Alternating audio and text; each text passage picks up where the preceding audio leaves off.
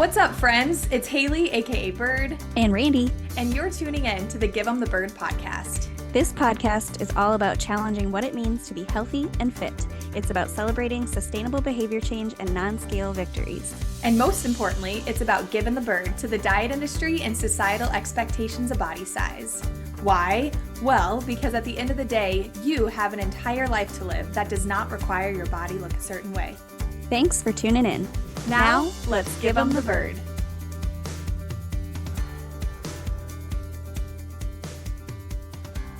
Hello, everyone, and welcome back to another episode of GTB. This is our first episode back after a little hiatus, a baby hiatus. A little baby hiatus. Baby hiatus. And if you're watching this live on, or not live, if you're live, I'm too excited for the VPR reunion. I'm like talking in terms of so, yeah.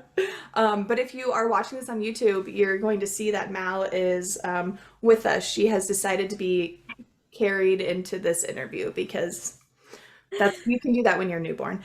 But yeah, Randy and I are here. We're so excited to reconnect via Zoom. And today is a really exciting episode, I think, personally, because I'm going to be kind of interviewing Randy, or at least talking about how she managed to go from, I mean, you're still a pharmacist, right? But transitioning into starting your own business, which I think is like a whole topic, right? Even if it was a pharmacy business, I'd want to know about it. But making a huge career shift, going from pharmacy to photography. And I think that's something that so many people want to do. Like, we get so set in our ways of, I went to school to do this thing, especially for you, so many years of school to do this thing. And now I'm going to take a total 180, and there's a lot that comes up with it. And so kind of like giving ourselves permission to do that and all those things. So I am so excited to hear from you, Randy. Hi. Well, good. It's kind of a fun story to share, I think. So yeah, I'm excited to chat about it. Yeah. So I'm really curious because you were a pharmacist at the university for 12 years, right? Yeah, 11 years, I think, is what it ended up being. A long time. Like, that's a long time. A long time. Yeah. And you were at that one place. You didn't go anywhere else, right? Right. And I thought I was going to retire there. So yeah, it was definitely a big change and not something that I ever envisioned. So what was the turning point for you? Like, at what point were you like, well, first I'm curious, when did the idea even come up at like, I want to get out of this, or I want to make a career change?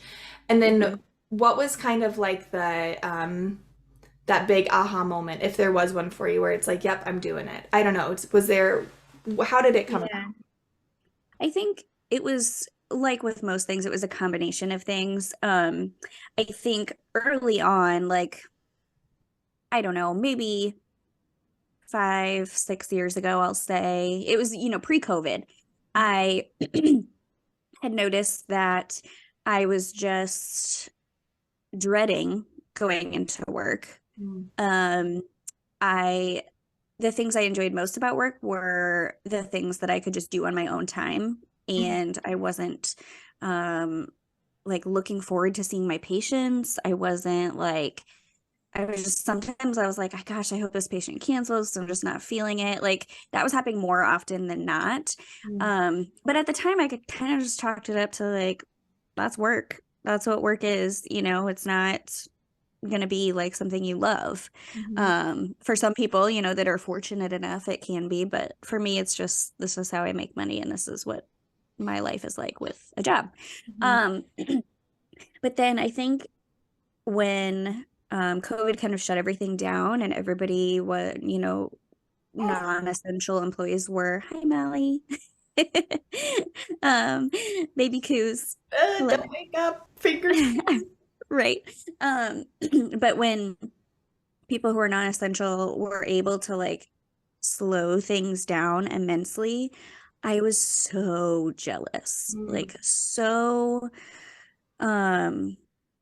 angry almost, and like resentful that like I had to keep going because I was in healthcare. And obviously that's such an important thing. And I don't discount that at all, but just for my own personal life, I just wanted to slow things down. Mm. And we did to some degree, we were able to work from home a little bit, but it was still very, very structured. And then kind of coming out of COVID, the workforce is just completely different. It's so flexible and so accommodating. Um, and that it has shown to actually make people more productive and be happier with their jobs, or their careers. And unfortunately, in my situation, what I had wanted to do was to maybe go part-time so I could kind of explore, is photography going to work for me? Because it was a passion and I knew I wanted to, try it as um, kind of a career change, but I didn't want to go all in because I was a little bit scared. So I wanted to go part-time, and I wanted some flexibility. And unfortunately, it just was not viewed that way. It was kind of viewed as, you just don't want to work. Mhm. You're lazy, you don't want to work. And that made me feel very unvalued as an employee. And so that's really when things started to shift for me. Not only was I not super happy with my job, I just also then started to feel really unvalued. Um, and I could probably deal with one of the things but not both. Right. And so that's, I think, when I really made the decision, like, I just have to step away. Mhm. Um, and I was super fortunate. It's not lost on me that I was in a very fortunate position financially that I could do that, Mhm. because that's not an option always. But yeah, that was definitely a culmination of all the things happening. Mhm. But Yeah, yeah, I can totally see how I feel like once we start to kind of, I don't want to say resent our employer, but where, because that's a big phrase to use. yeah, But when we ask a question or suggest something that we know is going to improve our lives and improve, like you said, our productivity and how we show up at work, and it's hmm just completely shot down as like, no, that's not an option. It's hmm kind of like, ooh, like, so you don't, do you really care about me? right, And I think too, especially as somebody who also works at the university, there's a lot of talk about like we care about our employees and all of that, uh-huh, and I'm sure some people feel that, and I think a lot of it probably comes down to who your supervisor is and all of that and your department and what you do. exactly. But yeah, the moment that we start that decision is made where it's like, ooh, I don't really feel as valued. It's hard to then continue showing up every day, especially hmm when it sounds like you were already burned out, like Right. already showing some of those symptoms of like not wanting to, you know, not being Yep. excited to go to work every day. And that's kind of that first indicator of like, something ain't right here. Exactly. And, I think that's all about communication too. I'm an understanding person. And if, what I was requesting was totally unreasonable from a workflow standpoint Right. or, a need standpoint, that's different, as, if you can communicate that to your employees. But I think being open to having those discussions and involving them in the conversations about, is this possible? Why or why not? That makes such a difference in making them feel valued and heard, which ultimately is what employees want first and foremost. And then, that trickles down into all of the other things. Um, but that reminds me, you mentioned me feeling burnt out, and I absolutely was. But that was kind of another turning point for me too. Was that I was like, why am I so burnt out? Mhm. As far as pharmacy careers go, I couldn't have picked a better job for me as a pharmacist. There are so many different ways you can take and use a pharmacy degree. Um, and in the position I was in, I was working directly one on one with patients and collaborating with physicians. I was not in a pharmacy, I was not dispensing medications. I was actually working as part of a team. And, of course, the hours were great. I was, a Monday through Friday, 8 to 5 type thing. So it was just perfect for me. And so I kind of was like, why am I not enjoying this? This is what I went to school 6 years for. Oh, Um, that's so long. That's literally how long I've been like out of school. yeah. And I mean, that's the minimum these days. Now it can be, even more, 8, at least. So, um, but I think what I ultimately figured out is that, and I figured out, you know, a lot of this in my adulthood in other aspects of my life as well. But um, a lot of what led me to pharmacy school was doing what I thought I was supposed to do, Mm. you know, because I was good at math and science.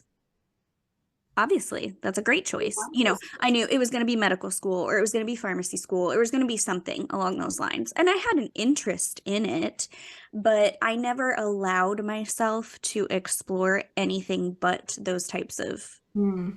career paths. Yeah. Um, and not even to say I explored them much. You know, I just, like I said, was good at those things. I had a family friend that was a pharmacist. I shadowed her once. And I was like, this is cool. And that was that. Mhm. And I Yeah. knew it was going to make me, you know, a decent amount of money as an Mhm. adult, and that's important. And um, so I just, as a child or, you know, young adult in high school, and even as a young adult in college, I never allowed myself to really think about like what the heck I want out of life. Mhm. Um, and I think even, um, and I can say this because I'm super happy in my marriage and with my kids and everything, but I never actually sat down and thought like, do I want to get married? Do I Mhm. want to have kids? Because that's just what you do. Right. You go to college, you get married, you get the dog, you get the kid, you know, like that's the path they followed because that's what I was supposed to do and Um, I love it. But I just and you know, it's not something I ever actually thought about. mm.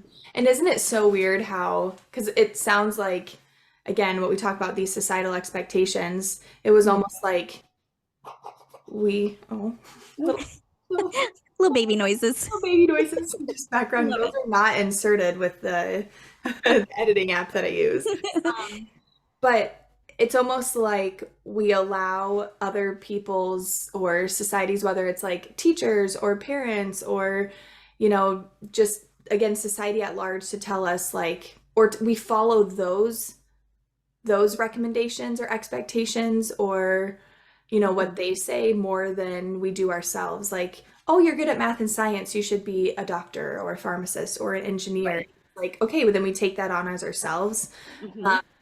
I think that's really interesting. And then then we go to college and it's so weird because it's like, this is the time to explore and to find out more about yourself. But as an 18-year-old, you need to determine what your major is going to be. And that's going Yes. to decide the trajectory of the next 4+ years. Like, Right. yes, you can change your major, but for so many students, and I see this with students that I work with, they get to maybe like sophomore year even, and Hmm. they're like, if I change my major now, like if I was pre-PT and now I want to be, go be a PA, a physician's assistant, I will have to stay in school for an additional year. And Yep. that's X amount more money. And it's such a wild thing. It's so contradictory because it's like we sit them down and we say, decide what you want to do. And then we tell them, but you can change your mind at any time. And it's like, but can we? Like Right. it's not that easy. And so I feel like that's kind of like what you're explaining too is, For you just sure. even give yourself that time to explore other things. For sure. And I like that you mentioned that you kind of take it on yourself because I never at one point was I like, ugh, my parents or my teachers were like, you have to do this. It's just what I thought I had to do. I never even second guessed it at that point. It's Mhm. just now in hindsight that I look back and I'm like, why did I not think this through? Yeah. Um, and then yeah, I think it's like I think they call that like sunk cost mentality or whatever. It's like I've already put so much time and money into this. If I switch, then I've lost all of that. Mm. Um, and I think there's such like a less now, but there was and still is a little bit like some stigma around changing your mind and changing your major and all that stuff. Like everybody should just have it all figured out and just like get through college in 4 years and be done. Mhm. And that's just not the way it is. Yeah, and that puts so much pressure on students too. And when we talk about like, I mean, on the subject of burnout, Hmm. holy shit. Sorry, Mel. It's something that we like again in my work we talk about all the time is just I'm seeing students who they're not just going and pursuing a 4-year degree. They Mhm. also, they're double majoring and they're getting 2 certificates and a minor, and they have 2 internships and a practicum, and they're like all of these things. And it's like, okay, so what Mhm. do you do for fun? And it's like, Right. besides partying, right? Like, how do you get involved in ways other than just related to your major, So yeah, I Mhm. think that pressure, and again, that pressure for adults too, then after we graduate to stay in Mm. the degree path that we've set for ourselves, whether it's, immediately after graduation or 5 years down the road when we realize that I don't like this as much, or this isn't what I thought it was going to be, or I have an interest in something else, or, the job outlook isn't as good as I thought it was going to be. Like, there's all that pressure of just not changing your mind.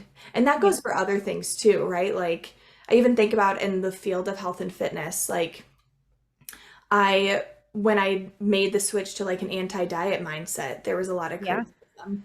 But then when I kind of backed away from it a little bit because my mind changed or my opinion changed, there was Yep. criticism there too. So, yeah, this idea of like deciding and sticking to it, and if you don't, you're a quitter or you didn't try hard Hmm. enough, like all the stigma attached to it is, yeah, but especially when it comes to college. Yeah. Yep. Mhm. Um, yeah, and I think like when you mentioned kind of like changing your mind about your opinions and stuff, like that's just isn't that what we're supposed to be doing is like learning more and then changing our mind about what we Yes. think and what we want? Like that's the point. Yeah, that's how you grow and, develop as a human and Right. try new things and learn new things, and how we become better too, like, sure, we can change our minds and become worse humans, but I mean, that's how we become better people too, is learning new things and doing better. So, Yeah, yeah, I feel like we could have an entire episode on that. Just seriously. yeah. Oh, so I'm curious. I mean, I know you mentioned like, you were fortunate enough, like financially, that that wasn't like a huge barrier in making a change, because I mean, you set yourself up for success, and same with like your husband and everything. So, I Mhm. mean, you've worked hard to get where you're at, where you are at. Um, but I'm curious if there were other barriers, because you mentioned that like you first had the idea 5 to 6 years ago, but you didn't make the change until what year was it? Was it So 2020? it was what year is it now? I know. 2023. So I left officially. I started my business, like got my LLC and stuff, and decided I was at least going to do it on the side in August of 2021. And then I left my full-time position in May of 2022. Okay. So, what were some of the barriers? Like, I'm assuming that just everything we just talked about was a barrier, but like, Hmm. what what was it that kept you in the pharmacy world for, I don't know, like maybe 3 to 4 years thinking about photography before you actually made the switch? Like, were there any barriers that you faced to getting started with photography, even just like part-time? Sure. Yeah. Um, I think one of the reasons that, well, I struggled first with I love photography, so do I even want to make it a business? Because will I still love it if Yeah. it's a business? Um, and I can definitely see that doing it as a business now, where I just don't feel like I have the time or the energy to do it creatively as Mhm. much as I did before. Um, but I still love that that's my job right now. And I Right. love doing that. So I don't think you know, it hasn't made me hate photography by any means. I still love it. So, but that was my initial concern and why I didn't do it for quite a while. And then, obviously, even though I was able to step back, and financially we were okay, that still was a big concern. Sure. How are we going to make this work? And, I mean, we were able to make it work because my husband employs me now part-time. I do the books for his business. And so that was, part of it too. I didn't just completely stop working. That was not an option. Mhm. Um, and even before I decided like that I would leave, do the books and do my business, those two things, I was furiously searching on LinkedIn for jobs, like rapid fire replying or applying to jobs for months. Um, and that didn't really lead to anything because LinkedIn is just like a sea of, so many applicants So and many things, things. so many things. Um, but it was just kind of like it kept me like going, like thinking there's gonna be something that's gonna stick and land and that's gonna be perfect. Um, Were those things that jobs that you were applying to, were they pharmacy-based positions? they were, yes, because what I Okay. was looking for was something, and this was before we decided that I could do the books for Baratech and that we could kind of um, put put the puzzle pieces together that way. I was looking to stay in pharmacy for financial reasons, but find something that allowed me the flexibility to work from home and that kind of thing. Right. Um, so there was that. There's um, the benefits that we got through my position were absolutely unbeatable. The And we'll never find university, anything better than yeah, that. the university really, really loops you in with those damn benefits. Yeah. Yeah. So, I mean, but obviously we just found other avenues and it's fine. It's just not as stellar as it was. Yeah. But um I'm trying to think. There was something else that came to my mind as I was talking about some of these things. But well, and I think, we talked a little bit about stigma, and of course I was thinking that as a career change too. Like, what are people going to think Yeah. if I just stop being a pharmacist that I went to school for? And actually, this is so funny. I I talk to my mom pretty frequently. But I felt like I had to like not get her permission, but just Mm. like know that she was okay and aware of what was happening with me potentially leaving my job. I don't know why. It's probably just like a Cute. some kind of like mother parent or parent child relationship thing, but like I just had to know that she was okay with it. Whether it's because she, helped pay for my college or she's a very successful businesswoman too. So to pursue something that's more creative, I think I just like wanted her approval. Yeah. So yeah, there were lots of things happening Mhm. in my Yeah. brain. I'm curious, did anyone like did you so you were there was a bit of that like afraid of what people are going to say or think. What sort of things, if you can take yourself back there, were you afraid that people were going to say? Like, was it that, oh, wow, you are so privileged that you get to just like take pictures or Mhm. um like are you having a midlife crisis or like who are you to think that you can start a business? Like what were some of those things? I don't know if you can take yourself back there that. Yeah. Yeah. Um, I definitely think the biggest voice in my head was like, do you think you're like an influencer? Like, do you Ah, think people are gonna like want to see your face and hear from you on Instagram? mm, That was like, it just like, I love and admire people who are able to do that for their own business, but I was just worried that the people in my outer circle, I would say, the people in my inner circle, I know, understand, but the people in my outer circle, I was like, are they just gonna think, what yes. the heck is she doing? Hmm. Um, and I it took think me some about that all time. the time. Yeah, yeah, yeah, I yeah. don't I still even feel have a it business. sometimes. Yeah, I don't even have a business that I'm promoting. It's just like, you know, whether it's the podcast or just health and Mhm, fitness stuff, or mhm. even when I talk about like, you know, anything like baby stuff on there, I'm like, who, are people going to think like, why am I coming on and talking to my phone? Like, Yep. who are you, this nearly 30-year-old, you know, showing up on social media? Like, yes, yeah, I feel that. Yeah, and yeah, I still feel that probably on the daily, but then I'm also like, the people who think that of me are not my people, Hmm. right? Like, Follow me. yeah. And then the people who love and support me and care about me, like, love to see that. Hmm. So, and it's easy to say, just don't worry about what other people think. But that's what I have to tell myself is like, those are not the people that matter. The people that matter do want to see this and know that it's partially going to support my business. But even if not, like that's how I'm communicating to people. That's how I'm like showing people what I care about. Um, and we've talked about this before, like so what if I like myself and like the stuff that I have going on with my life and want to like share it with the people around me? So what? Like Mhm. that's the point. Point of life, yeah. Right. So, Change your mind, learn new things, change your opinion, and like yourself. Like, yeah, share about it if you want. Who cares? yeah. Yeah, I just think that's a really important message because I've through like starting the podcast and stuff, and you've probably gotten this with photography, I imagine, but I've had so many people that have reached out to me and just said like, I want to do this, but like I'm nervous to show up on social media. And obviously we know that in order to promote anything this day and age, like you have to have a presence on social media. Yep. And so I think it's important to just give people again that permission, and it doesn't matter how old you are. It Hmm. doesn't matter how savvy or not savvy you are.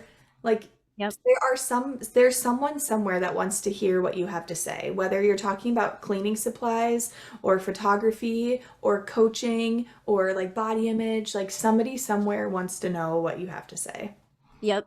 And I think so. I actually had a good example of this happen.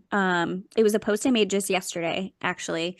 And I had done photos for a gal named Lisa.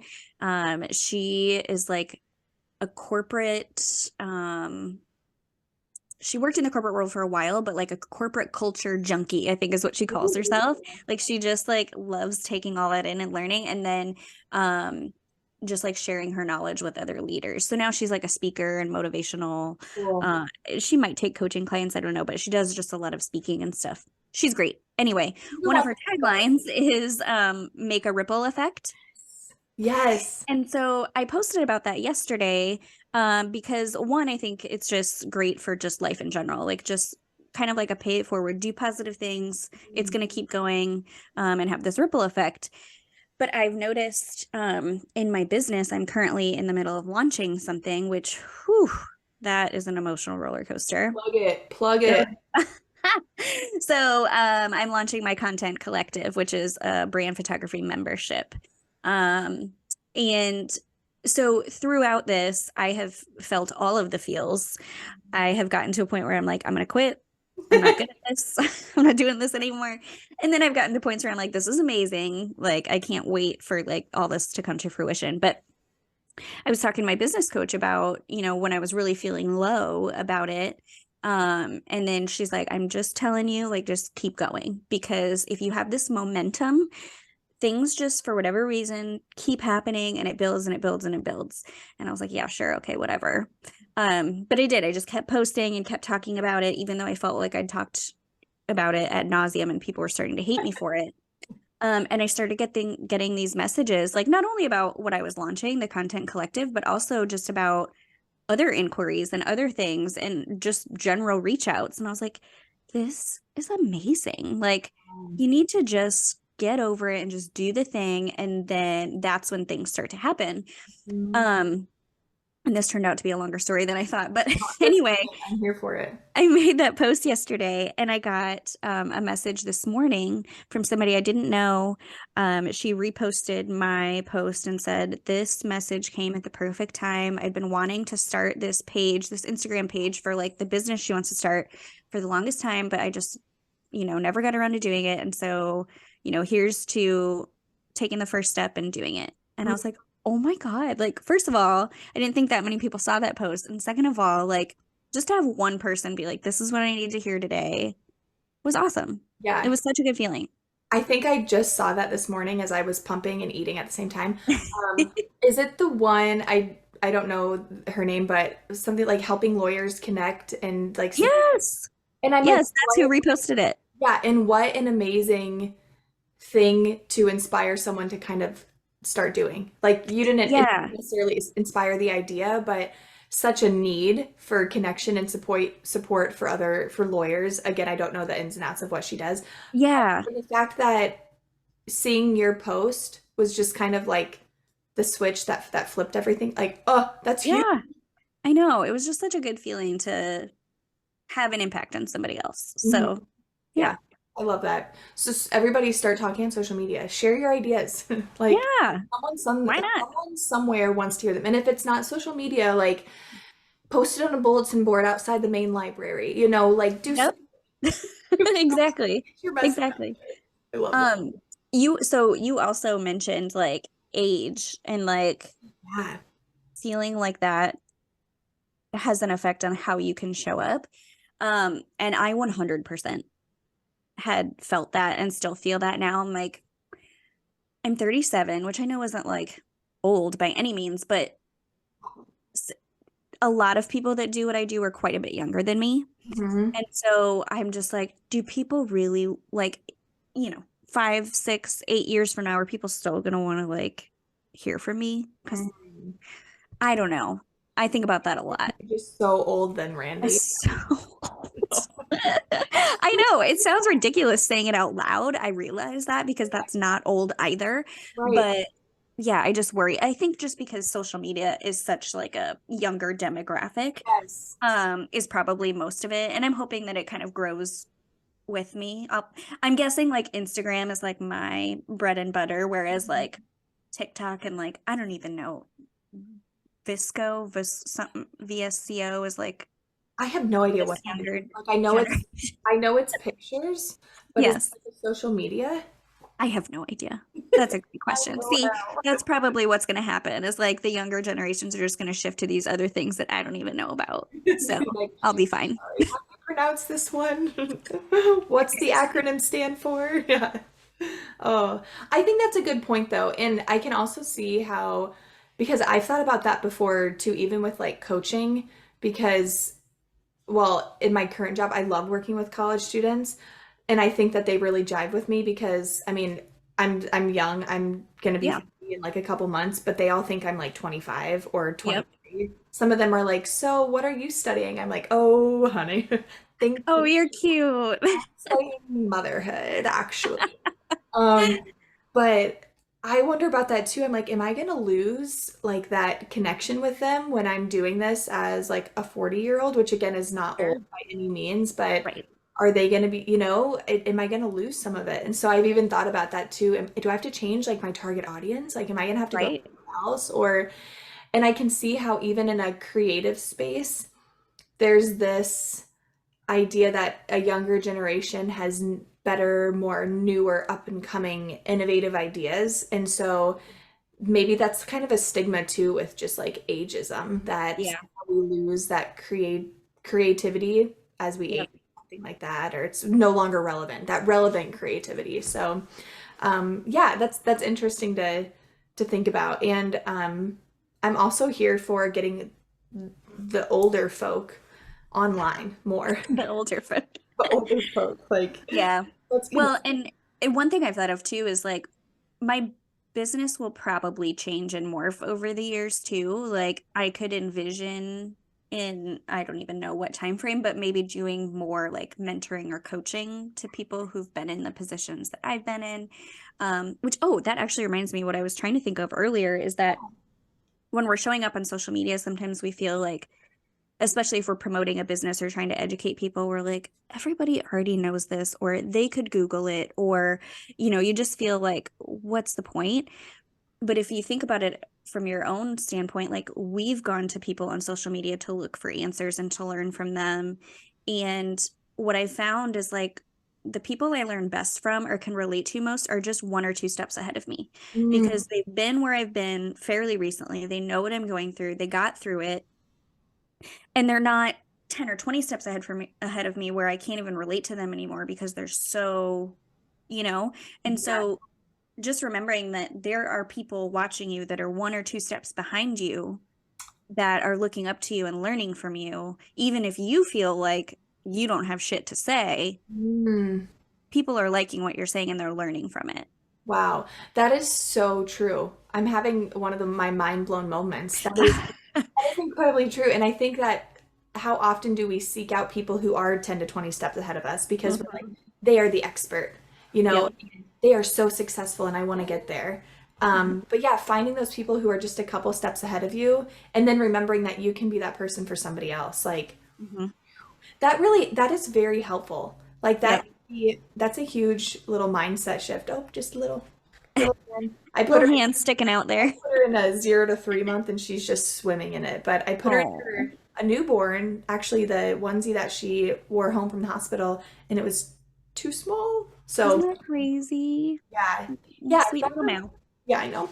Um, yeah, I really like that, and I think it's anytime that imposter syndrome kind of creeps in, reminding ourselves that I don't have to be 10 to 20 steps ahead of anybody. I just have to be 1 to 2 steps ahead, and that's going to have a bigger impact potentially. So I like Yep, that. for Yeah, sure. that's good. So what resources or like supports did you utilize in order to make the transition? Because I know you mentioned like a business coach. Uh, Hmm. did you get that early on? I did. I got it probably earlier on than maybe most people would. I don't know. I had gotten a personal recommendation for this person that I use, Maddie Pashong, as my coach. She's a brand photographer and educator out of Sioux Falls, South Dakota, Oh, cool. and I love her. I need to look at my finances today actually to figure out how I can keep her because like she guides me through all of the things. We're Um, eating ramen for the next month so that mommy can pay her business coach. basically. Um, but that was a huge help for me in just like skipping a bunch of steps, essentially just not spinning my wheels, trying to figure out how to get to where I want to be because I knew the niche I wanted to be in. I knew I wanted to do brand photography, and so I think that was a big help too. Um, but I would say the easiest resource for anybody would just be reaching out to the people you know. Um, when I was first thinking about leaving the university, and the timeline always gets a little jumbled in my head, but I knew I had photography, but I was like, can I make it as a photographer? Maybe I could find something that pays more, that I could be employed by somebody, but not do pharmacy. So I was like looking at interior design, like, can I go Oh, back to school? And just absolutely. all this stuff. Um, but so I was looking at that stuff and I was reaching out to friends, like, do you have any ideas? Erica actually was like, have you thought about like a virtual assistant or something like that? And so I explored that a little. Um, and then when I settled on, I do want to do photography. I think I want to do maybe like brand photography. This was also Erica, but just an example, like people in your circle know other people that can connect you. And she connected me to Jade Boyd, who Oh, is a yeah. brand photographer in the area. So I reached out to Jade and I was like, hey, can we just like grab coffee? And she like was so generous and just kind of told me about how she got into it, what she does. She gave me Maddie as a referral for a business coach. Um, and now I've collaborated with Jade on a few things. She's actually part of my content collective. Yeah, so things That have is a kind of like full circle moment. exactly full circle. Um, and so I think that was been the biggest resource is just like utilizing my people um to as my support because they were like cheering me on in what I was doing. Um and then making connections. And I think the support was the biggest thing that almost surprised me in a way. When I told people that I quit my job, I totally expected like, I'm so sorry, like sorry to hear that. And every single person I told congratulated me. Oh my And God. I was just so blown away. I was like, thank you. Like I wasn't expecting. I love that that's the response you got. Yes, it I was love that. amazing. I had that conversation with a woman that I work close with. We're not in the same department, but we work in the same suite. And she's in a director level position, and Mhm. she's since I guess since I've been on maternity leave, she's moved into a completely like started her own thing. It's called mental health first aid. Yeah, so I don't know a ton about it. Feel free to Google it, peeps. Yeah. Um, but that's kind of what she mentioned, and she was in her position for I think 18 years at the university, and Wow. yeah, and she said the same thing. She goes, "It's been so cool that when I tell people I'm leaving, I get congratulations and like good for you for making the switch to find something more flexible that works for you and your family." Right. And I think she said what felt really good was hearing it from other women in similar positions as her. Like that Hmm. felt so supportive for her. So I love that you mentioned that. Yeah. And I think, looking back, one of my very first events that I went to as a photographer, like I was introducing myself as a photographer, which felt so Oh, I weird bet. at the time, was it was just a free like networking event. It was put on by Blick and Call, which are like networking events about things happening in like the corridor area. Mhm. Anyway, I went to that event and that was where I got like my first like congratulations. But that's also where I felt super insecure, like introducing myself as a photographer and like telling people my story. Like I was a pharmacist and now I'm doing this creative thing. Like I don't know. I just felt like such a fraud for one, because I was just starting. And two, like for whatever reason, creative outlets aren't sometimes seen as like real jobs, you Yes. know, versus something in healthcare. Mhm. So, and I still feel that a little bit from time to time. You know, people are still like, how's your little hobby going? You know, people that don't really know what's happening. So, um, but yeah, that event just felt so good because even though I was feeling all those things inside, everything coming to me was like, congratulations, that's so awesome. And I actually made my first connection at that event and like booked a client from going to that event. Oh my God. So, I yeah. And I mean, I went scared. I was nervous as hell, but I went and it was awesome. So, that is so cool. So the biggest thing it sounds like is reaching out to kind of your network and finding mhm. connections through the people that you already know. Um, Mhm. and I like that too, like looking at events in the area too, because I know that we're really lucky where we live. There's a ton of different, basically anything you want to do, you can find an event for it. Yep. But even for folks in other areas, like getting on Facebook and scrolling through the event page or Googling Mhm. it, whatever it is. So yeah, I think that's really helpful. But I also think if you are someone who doesn't feel like you have anybody around you, you probably do one. But I think that that could also be where you leverage social media and find somebody that is 1 to 2 steps ahead of you and reach out Yep. to them. And I don't know, maybe they'll be like, no, I'm not going to talk to you for free. Or maybe they'll be like Jade and they will be more than happy to, you know, kind Yep. of help an entrepreneur, fellow entrepreneur out or like a, whatever it might be. So yeah, that's really Yep. cool. Love Yeah, it. I love finding people that like believe in the community over competition and just like Oh, sharing. Um, I mean, Jade, I'm just gonna love on Jade for a second. We're also both members of Empower Her. yes. And she is no longer a photographer. She's pivoted into like business coaching.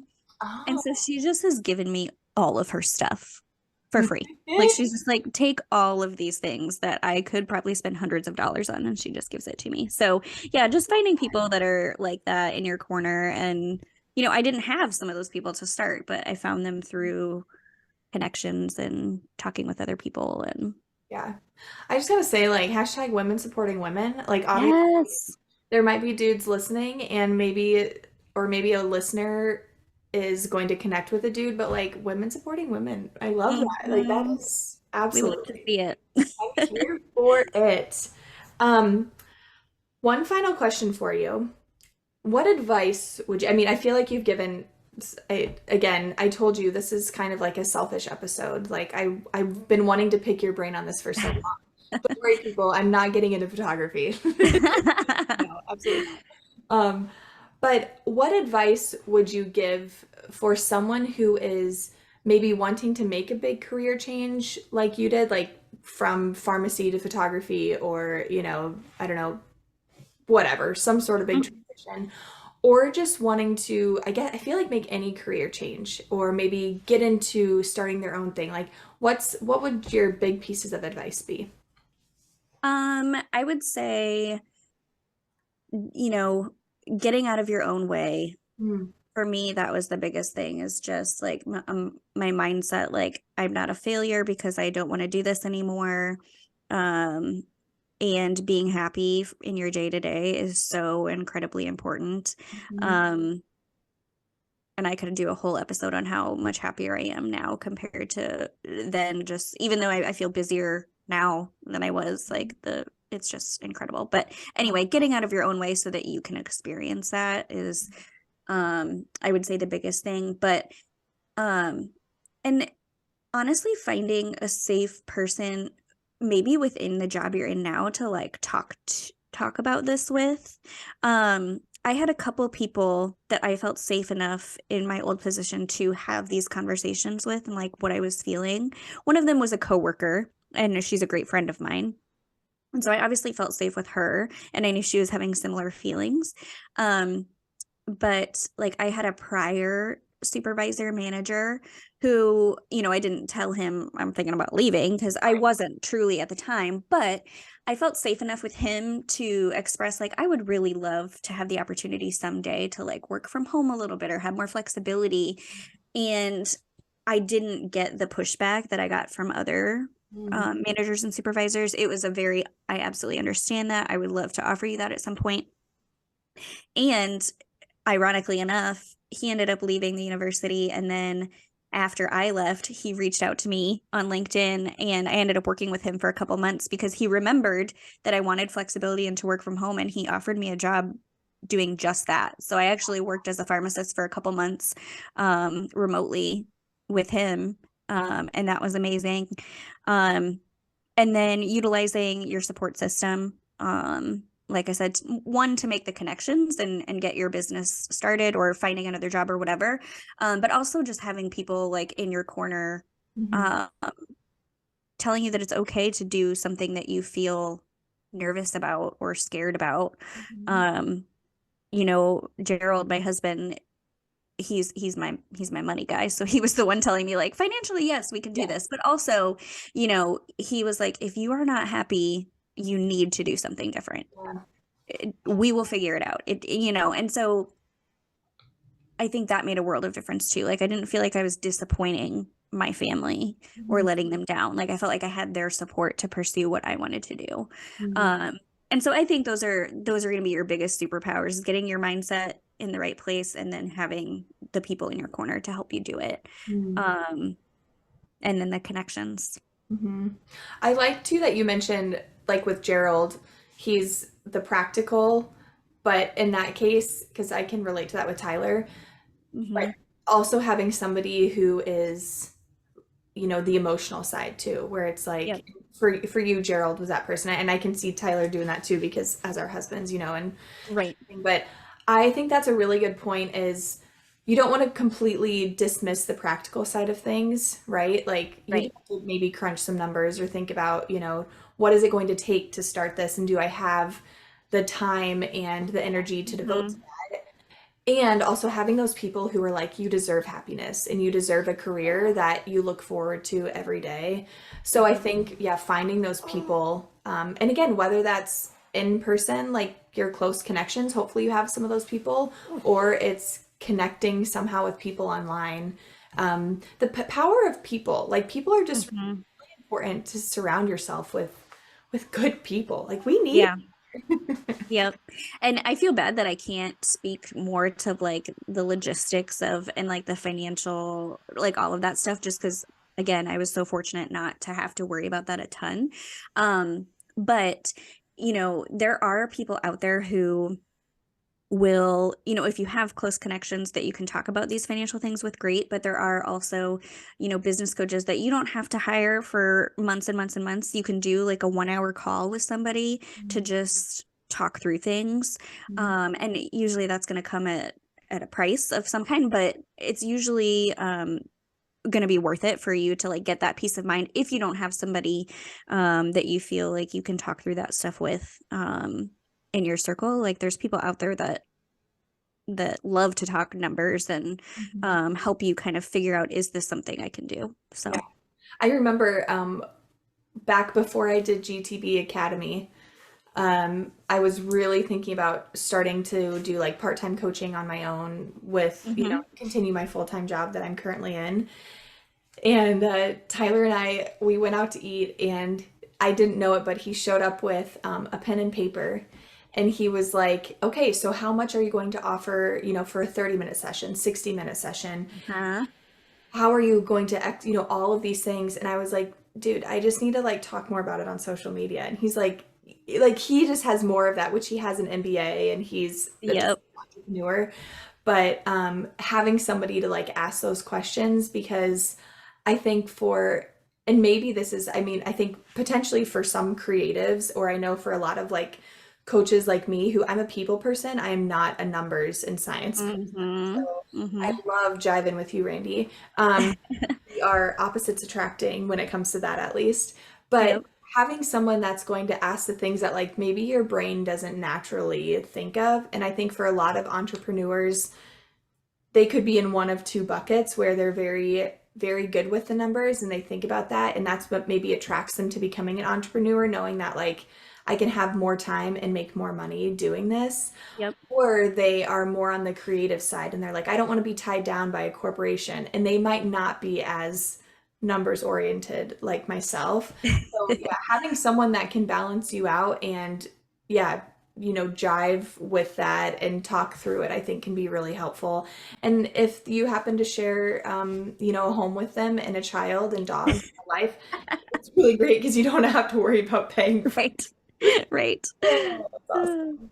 Yeah, well, I love this conversation so much. I love the transition that you made, and I don't know if it's okay to say it. I know sometimes when we like call people brave for doing certain things, it's like we shouldn't do that. But I think it's really courageous and brave to make the switch. Yeah, I love that you share your story and how you made the switch, and I think a lot of people will resonate with it, and hopefully we'll be seeing even more faces on social media Yeah, once we get the word out about it. that's right. I Yeah. love to see it. Well, thank you all so much for tuning in to another episode of GTB and listening to us chat all about making the transition between careers. Hopefully, you all are feeling inspired and empowered because I know I am. We will see you back here soon. When, not sure. Episodes might be a little bit sporadic with the babe, but hopefully become a little bit more normal as this becomes a little bit more normal. So thank you for tuning in, and we will see you soon. Thanks for tuning in to the Give 'em the Bird podcast. If you're enjoying the podcast, head on over to Apple iTunes or Spotify and rate, review, and subscribe. Be sure to follow us on Instagram at Give 'em the Bird podcast to stay up to date with all things GTB. We'll see you back here next week for another episode, but in the meantime, go give 'em the bird.